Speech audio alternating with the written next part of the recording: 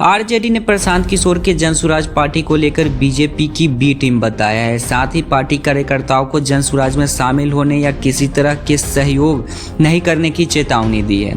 RJD प्रदेश अध्यक्ष जगदानंद सिंह ने party कार्यकर्ताओं के नाम एक पत्र लिखा है। इसमें प्रशांत किशोर ने जनसुराज पार्टी में जाने या दल विरोधी कार्य करने पर कार्रवाई की बात कही है। पत्र में जगदानंद सिंह ने जनसुराज पार्टी का जिक्र किया है। उन्होंने लिखा है, आए दिन सभी जिलों में ऐसा देखने को मिल रहा है कि हमारे पार्टी के कार्यकर्ताओं और नेता जनसुराज में सहयोगी या सदस्य बन रहे हैं, जो चिंता का विषय है। आप सभी साथियों से अनुरोध है कि ऐसे लोगों के बहकावे में न आए।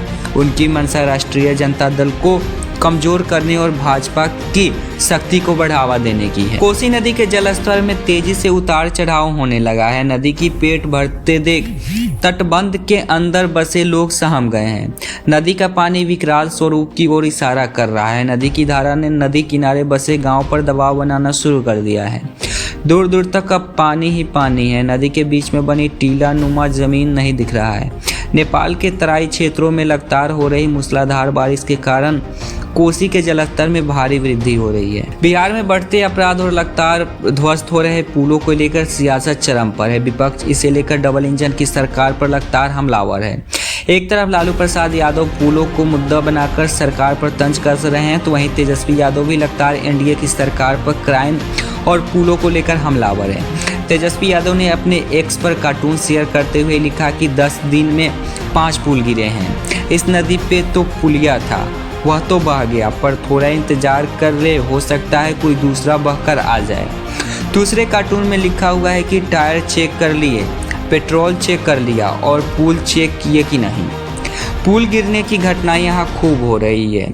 यहाँ पुल था ही नहीं या बह गया है। 6 जुलाई 2024 को बिहार में डायल 112 सेवा की शुरू हुए 2 वर्ष पूरे हो गए हैं। इस अवसर पर पटना के राजवंशी नगर स्थित इमरजेंसी रिस्पांस सपोर्ट सिस्टम के कमांड एंड कंट्रोल सेंटर में डायल 112 सेवा की दूसरी वर्षगांठ मनाई गई। रुपौली विधानसभा उपचुनाव को लेकर शनिवार को उच्च विद्यालय रुपौली में आयोजित जनसभा में मुख्यमंत्री नीतीश कुमार ने कहा कि हमने 5 साल में 10 लाख सरकारी नौकरी देने का वादा किया था। अगले साल 10 लाख से ज़्यादा 12.33 लाख नौकरी दे रहे हैं। मुख्यमंत्री ने शिक्षा, स्वास्थ्य, बिजली, सड़क, महिला सशक्तिकरण समेत सभी क्षेत्रों में किए गए विकास कार्य की याद दिलाई और साफ कहा कि हम हमेशा काम करते रहे हैं। उन्होंने कहा कि बिहार में हिंदू मुस्लिम के झगड़े समाप्त कर सौहार्द का माहौल कायम किया है। शिवहर से सांसद बनी लवली आनंद, जिन्हें मंत्री नहीं बनाने को लेकर पति आनंद मोहन ने खुलकर अपनी नाराजगी जाहिर कर दी है।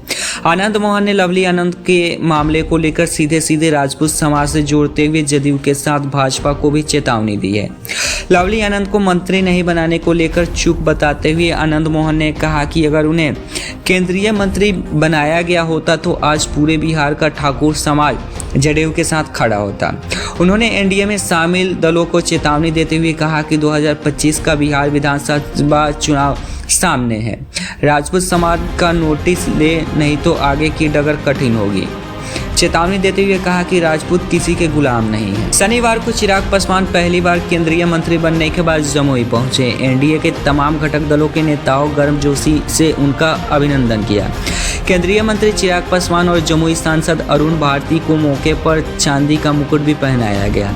तेजस्वी की ट्वीट पीएम अवतारी और सीएम कुर्सीधारी है, पर कहा कि इस तरीके की बातें करने का कोई मतलब नहीं है। मैं हमेशा अपने छोटे भाई तेजस्वी से यही आग्रह किया हूं कि नीतियों पर बोलिए। बिहार में यह गलत हुआ है, यह नीति सही नहीं है। विशेष राज्य की मांग की गई है, इसका हम लोग भी समर्थन करते हैं। किसी के ऊपर व्यक्तिगत टिप्पणी करना, भले वह पीएम पर हो या सीएम पर हो, जो गलत दिखता है। 5 मैचों के T20 सीरीज के पहले मैच में जिम्बाब्वे ने भारत को 13 रन से हराया।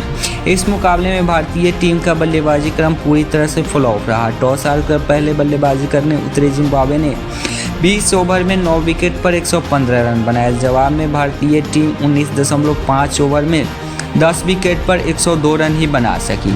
गिल और सुंदर के अलावा कोई बल्लेबाज नहीं चला।